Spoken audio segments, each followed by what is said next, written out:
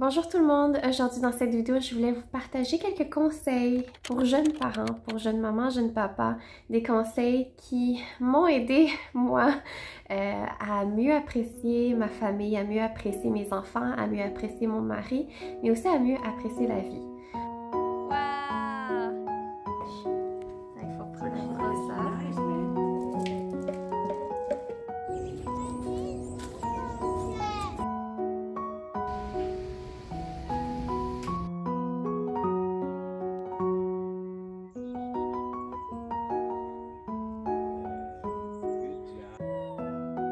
Tu veux nettoyer mon téléphone aussi?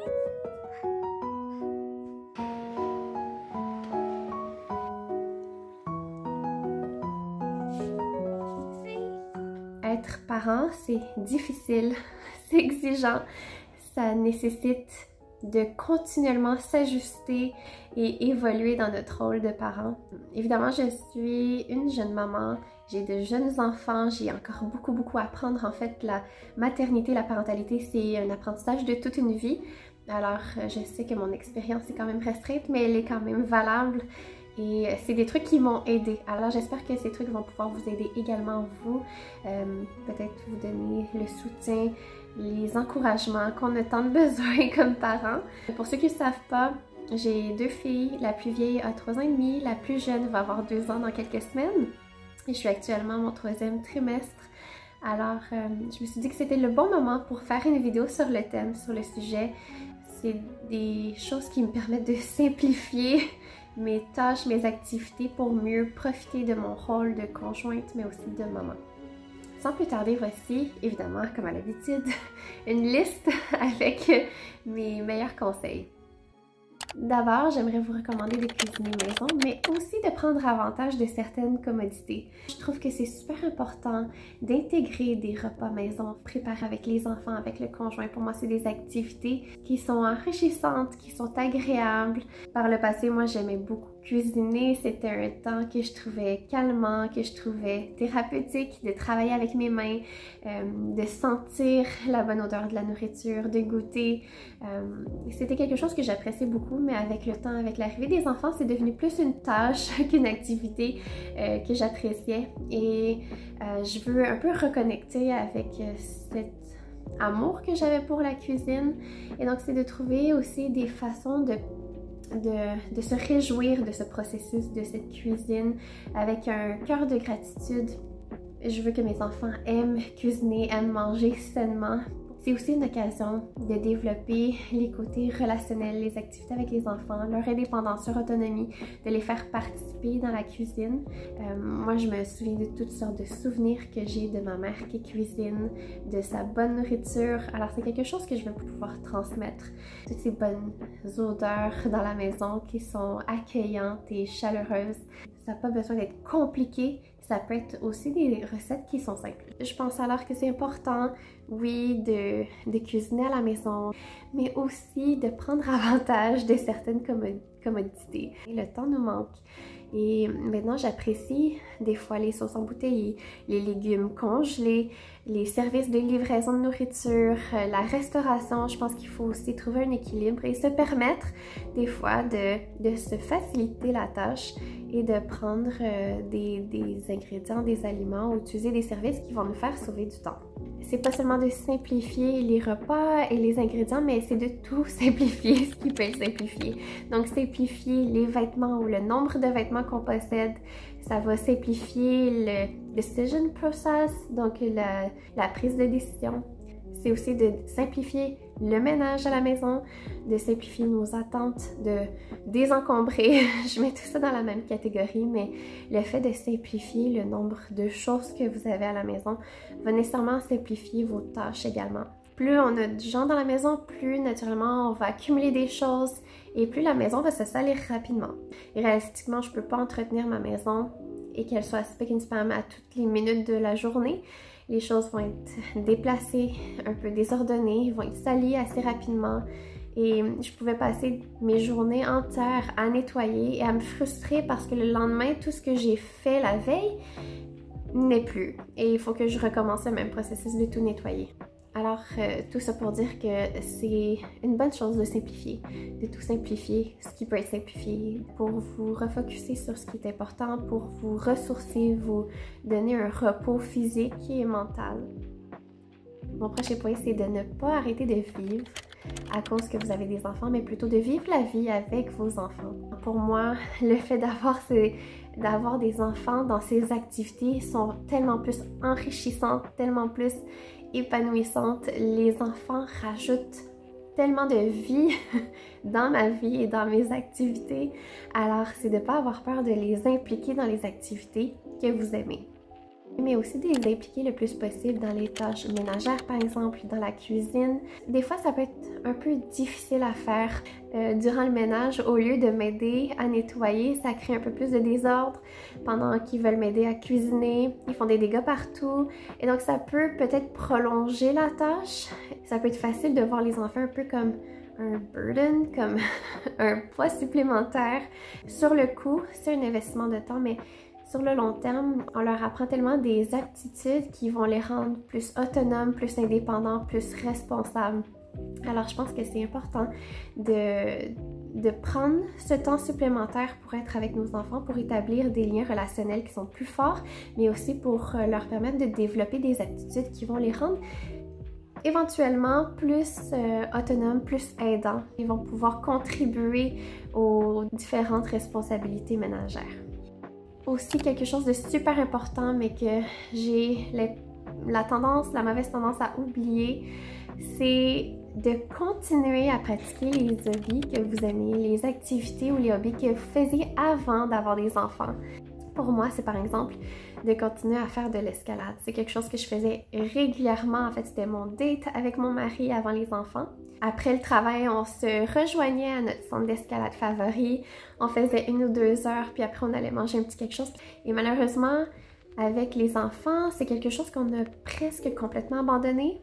De un, je suis enceinte. C'est ma 3e grossesse en 4 ans. Alors, faire l'escalade avec une bédaine, c'est pas le plus pratique. En postpartum, c'est pas le bon moment. On a quand même eu 2 occasions de faire l'escalade depuis que j'ai accouché de ma plus vieille. Donc, 2 fois en presque 4 ans. C'est un peu moche, mais je sais que si je mettais l'effort, une bonne planification dans notre temps et nos activités, on pourrait se permettre de continuer cette activité qu'on aimait beaucoup. Quelque chose aussi qui m'a aidé à trouver un certain rythme dans mes routines, dans mes journées, c'est d'établir mes non négociables. Je ne sais pas si vous avez vu ça dans les médias sociaux, je vois ça assez régulièrement, des petits shorts où les gens partagent leurs non-negotiables, des activités ou des choses qui sont essentielles dans leur quotidien ou dans leur routine du matin ou du soir. Moi, mes non négociables dans ma journée, c'est de lire la Bible, de passer du temps dans la prière, de faire une marche à l'extérieur. Ce sont des éléments qui sont indispensables pour un bon fonctionnement dans ma journée, mais aussi pour ma santé mentale. Alors peut-être que ça pourrait être intéressant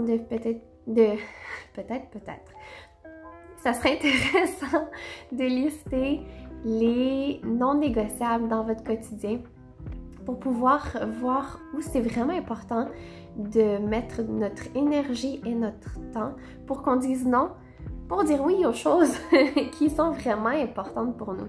Ça m'aide de faire ça, de me rappeler ce qui est vraiment le plus important dans mon quotidien ou dans ma vie en général pour que je puisse mieux les apprécier et mettre plus de mon temps et de mon effort dans ces choses et oublier le superflu qui a tendance des fois à envahir ma tête, mes pensées, à m'envahir ou me voler ma joie et ma paix.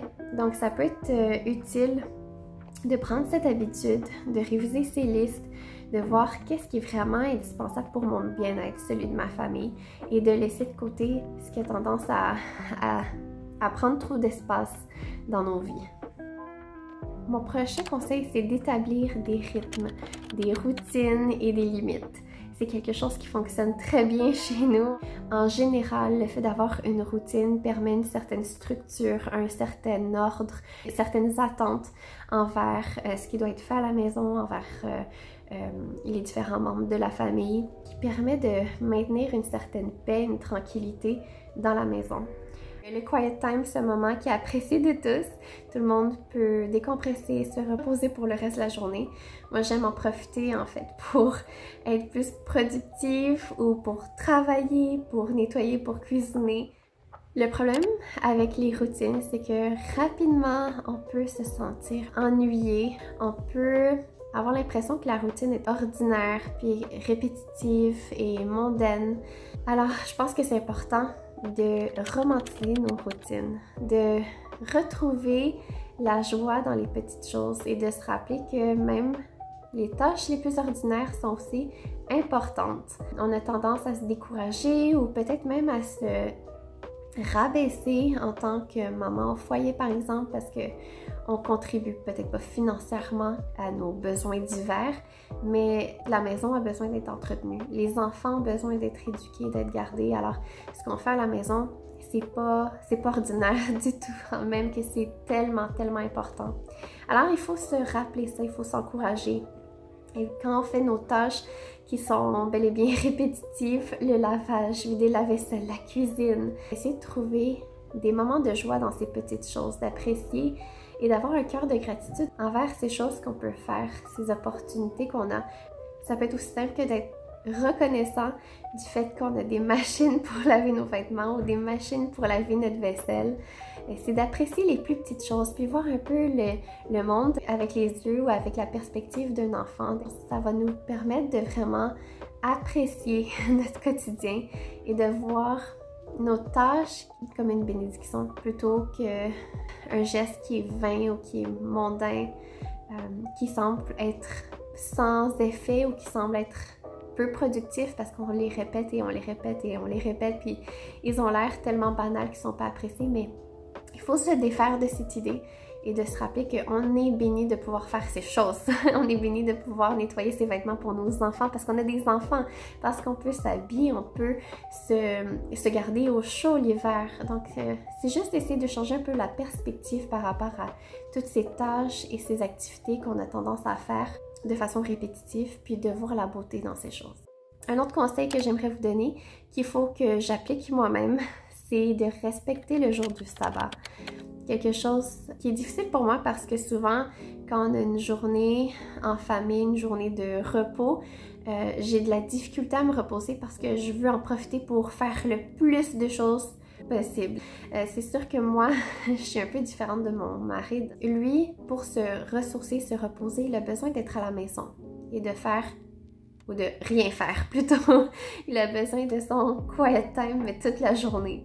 Moi, j'ai l'impression que pour me ressourcer, j'ai besoin de faire toutes sortes d'activités, de sortir de la maison et de planifier toutes sortes de sorties. On a deux approches différentes parce que aussi à la base, on a deux styles ou deux modes de vie très différents. Mon mari travaille à temps plein, il est toujours à l'extérieur. Alors quand il a des journées de congé à la maison, naturellement pour lui, ça c'est sa journée de repos, il n'a pas besoin de sortir. Moi, au contraire, je passe la moitié du temps dans la maison. Alors quand je suis en vacances ou quand j'ai mon congé de la fin de semaine par exemple avec mon mari et mes enfants, je veux sortir, je veux profiter de l'extérieur et je veux organiser toutes les activités que j'aurais voulu faire pendant la semaine que j'ai pas pu faire. Donc naturellement on a deux approches différentes puis des fois ça peut un peu clasher. Mais tout ça pour dire que on a besoin de ce repos, on a besoin de ce repos mental et physique, on a besoin de se ressourcer, se recentrer sur les choses qui sont importantes. Si on ne prend pas le temps de s'arrêter dans notre routine qui est tellement rapide, qui est tellement chargée, occupée et stressante, ça nous fait aucun bien. Et Dieu le savait, alors il nous a permis de prendre une journée pour refocuser notre attention sur ce qui est vraiment le plus important, pour ralentir, pour remplir notre coupe. To fill your cup. What fills your cup? Ça vient du psaume 23, si je ne me trompe pas. Qu'est-ce qui vous ressource émotionnellement, spirituellement, physiquement, mentalement? Qu'est-ce qui vous remplit de joie? Bref, je suis en train de m'égarer un petit peu. Le jour du sabbat est important et pour moi, c'est une façon un peu de me soumettre à Dieu, de lui faire confiance et me dire c'est correct aujourd'hui, je vais dépendre sur toi parce que je sais que tu vas pourvoir à tous mes besoins. Tu es bon et tu pourvois en toutes choses. Alors pour moi, c'est un peu un exercice d'humilité. C'est difficile parce que justement, j'ai toujours l'impression que je vais tomber en retard sur le ménage ou sur toutes sortes de choses. Et c'est une occasion pour moi de vraiment me décharger puis se donner du repos, du répit et de se ressourcer. Pour qu'on puisse être plus efficace par la suite, si on est toujours sur le même rythme, toujours en train de courir après le temps, eh bien, on va finir par tomber. La vaisselle, les vêtements, il va toujours avoir du ménage à faire, il va toujours avoir quelque chose à faire. Alors, c'est bien de se planifier aussi des moments où on n'a rien à faire, où on peut juste se reposer. Un autre conseil que j'aimerais vous donner, c'est de ne pas oublier votre identité. En tant que chrétienne, mon identité est en Christ. Cela veut dire que d'abord et avant tout, je suis la fille de Dieu. Ensuite, je suis la femme de mon mari. Et enfin, je suis la mère de mes enfants. Pour moi, il y a un certain ordre et je sais que ça pourrait être très controversé. Avant tout, je devrais vivre pour Dieu. Donc, ma relation avec Dieu doit être nourrie, doit être enrichie, doit être entretenue. Ensuite, c'est ma relation avec mon mari, c'est ma relation de couple qu'il faut que je travaille, qu'il faut que j'alimente. Et enfin, c'est ma relation avec mes enfants. On a tendance dans notre société d'idéaliser nos enfants. C'est pas une mauvaise chose de prioriser la famille, mais pour moi personnellement, avant même mes enfants, avant même mon conjoint, il y a Dieu. Dieu devrait être au centre de ma vie et mon identité est d'abord fille de Dieu. Ma vie devrait refléter en fait celle de Christ et tout ce qu'il a fait. Il devrait refléter son amour et sa grâce pour nous. Et ce que je fais, tout ce que je fais devrait être pour sa gloire. Alors ça implique beaucoup de choses par rapport à mon rôle sur Terre, mon rôle dans ma famille. Ensuite, je suis la femme de mon mari et ça c'est quelque chose qui est très controversé, que les femmes n'aiment pas entendre, même dans le milieu chrétien, mais pour moi, je dois me soumettre à mon mari. C'est souvent un terme qui est un peu démodé, peut-être que les gens vont avoir une idée de ce terme-là comme étant macho ou peut-être même rabaissant pour la femme, mais moi je le vois pas du tout comme ça. En fait, pour moi c'est quelque chose de beau. C'est ma façon de témoigner de mon amour pour mon mari, mais aussi de Christ. Il faut pas oublier, souvent on a tendance à sauter ou à sursauter au terme soumission. Donc dans la Bible, c'est dans Colossiens 3:18, ça dit: Femmes, soyez soumises à vos maris, comme il convient dans le Seigneur. Mais ce qu'on oublie souvent, c'est de lire la phrase d'après, Colossiens 3:19, qui dit « Maris, aimez vos femmes et ne vous aigrissez pas contre elles. » Donc, il y a une relation de dépendance entre l'homme et la femme. C'est pas une histoire d'injustice ou d'inégalité, de rabaissement. Pour moi, c'est vraiment plus une histoire de complétude, de complémentation, de complément. Le terme soumission, le terme aimer ont des spécifications et ont des contextes très particuliers, très riches qu'il faut rechercher, qu'il faut comprendre avant de porter un jugement sur ce passage dans la Bible. Mais bref, pour moi, c'est quelque chose qui est très beau dans un couple. Beaucoup de notre temps, beaucoup de notre énergie vont aux enfants. Il faut entretenir le couple, il faut le soutenir, il faut l'encourager, même dans les périodes difficiles, comme dans les belles périodes. Et c'est pas évident, naturellement. On est déjà drainé, fatigué, épuisé de notre journée, de notre travail, de nos tâches, de nos enfants. Alors, naturellement, on a tendance à limiter un peu notre temps ou nos efforts dans notre couple. Mais super important, parce que notre couple, notre conjoint, c'est pour la vie. On a fait un serment devant Dieu, un covenant, où on promet d'être aux côtés de notre conjoint toute notre vie. Nos enfants, par ailleurs, vont nous quitter. Ils vont nous quitter pour avoir leur propre famille, leur propre conjoint, leurs propres enfants. Mais le conjoint, c'est pour la vie. Alors, c'est super important d'entretenir, d'alimenter cette relation et de se réjouir de notre partenaire. Je dis ça comme si c'était facile, mais je sais que moi, j'ai beaucoup de difficultés à faire ça. On a de la difficulté à trouver du temps pour lui et pour moi. Et ça n'a pas besoin d'être super compliqué. Ça peut être tout simplement de passer un petit souper à la chandelle en amoureux pendant que les enfants dorment.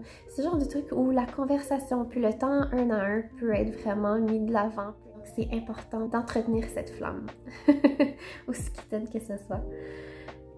Mon prochain point, c'est les écrans, de limiter les écrans.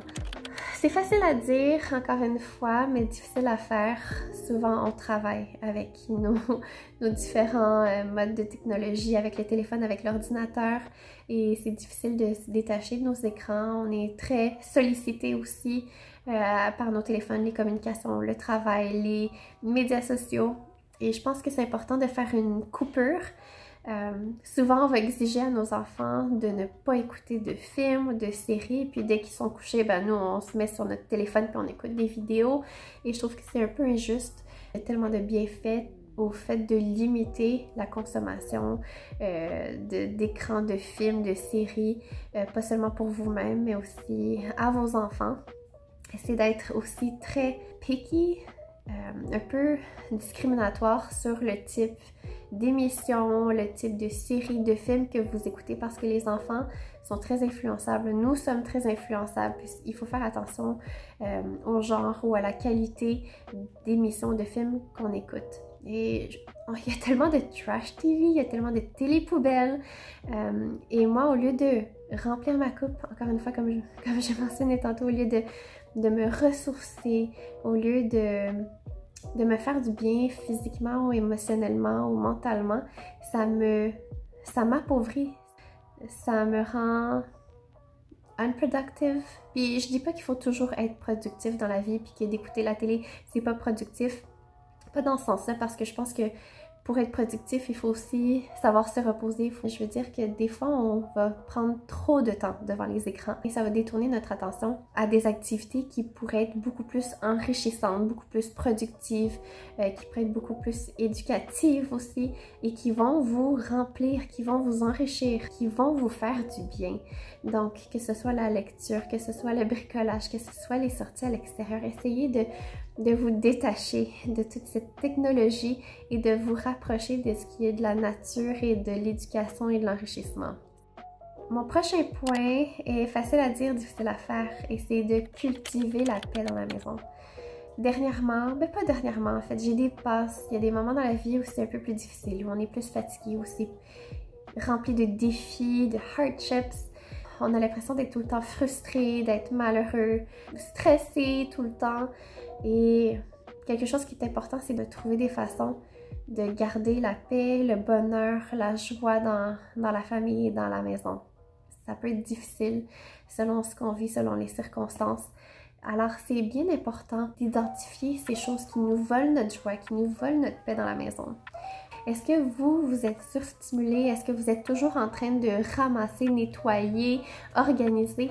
Peut-être que ça veut dire que vous avez trop de choses. Alors prenez le temps, désencombrez, libérez-vous de tous ces objets qui vous stressent et qui vous angoissent quand ils ne sont pas placés ou quand ils sont sales ou qui doivent être entretenus ou interchangés et ainsi de suite. Est-ce que c'est vos enfants qui sont surstimulés? Est-ce qu'ils écoutent trop d'émissions? Est-ce qu'ils ont des jouets qui sont bruyants, qui sont fatigants? Eux aussi, comme nous, peuvent être overwhelmed, peuvent être dérangés par la quantité d'objets qui les entourent. Ils ont besoin aussi d'un espace épuré, ils ont besoin aussi d'être capables de se concentrer sur une chose. Quelque chose aussi qui est continuellement un apprentissage pour nous, c'est d'apprendre à bien répondre, à écouter 2 fois plus avant de parler. Et des fois, c'est difficile quand on est frustré. On n'est pas capable de contrôler notre colère. Des fois, notre langue est hors contrôle. Puis on va dire des choses ou réagir d'une façon qui est peut-être pas la meilleure. C'est d'apprendre à être lent à la colère et d'être juste aussi dans la façon qu'on réagit envers peu importe nos enfants ou notre conjoint. Et il y a quelque chose, de passage dans la Bible que j'aime bien, que j'aimerais, que j'aspire à avoir, c'est d'avoir des mots qui sont gracieux, qui sont doux comme du miel. C'est d'apprendre à contrôler notre bouche et à écouter d'abord. C'est des choses qui peuvent absolument changer toute l'atmosphère et le sentiment de paix dans la maison. quoi d'autre qui pourrait perturber votre paix? Est-ce que c'est parce que vous avez des attentes exagérées ou vous attendez à la perfection de vos enfants ou de votre conjoint? Que ce soit dans les relations, mais aussi dans la maison. Donc, de ne pas s'attendre à ce que nos partenaires soient parfaits et qu'ils soient capables de répondre à chacun de vos besoins sans que vous les communiquiez, ou de s'attendre à ce que les enfants obéissent au mot et à la lettre. Que nos enfants soient obéissants et tranquilles en toutes circonstances. Ça peut être aussi de ne pas s'attendre à ce que la maison soit spick and span en tout temps. Bref, comme j'ai mentionné, de ne pas s'attendre à la perfection parce que rien n'est parfait. Alors voilà, c'était ma longue liste de conseils. J'avais beaucoup plus de choses à dire que je pensais. Peut-être un jour, je pourrais revenir sur un ou l'autre, en fait, sur certains points pour les détailler. Il y a beaucoup de choses à dire. Alors, j'espère que cette liste va vous aider, va pouvoir vous encourager à vivre cette période de votre vie, de vivre vos rôles dans la vie, que ce soit de parents, de conjoints, pour que ce soit un moment qui est épanouissant, qui est fructifiant, qui est enrichissant et qui est paisible. La vie est déjà assez chaotique, la vie est déjà assez chargée, la vie est déjà assez difficile. Il faut trouver des moyens de profiter de la vie puis de trouver le bonheur dans les petites choses comme dans les grandes. Si jamais vous avez aussi des conseils à me donner ou à donner à d'autres personnes sur la parentalité, sur la maternité, des conseils pour être heureux et vivre dans la joie et dans la paix, laissez-moi savoir dans la boîte de communication ou de commentaires et ça va me faire plaisir de vous lire. Alors, je vous dis à la prochaine. Bye!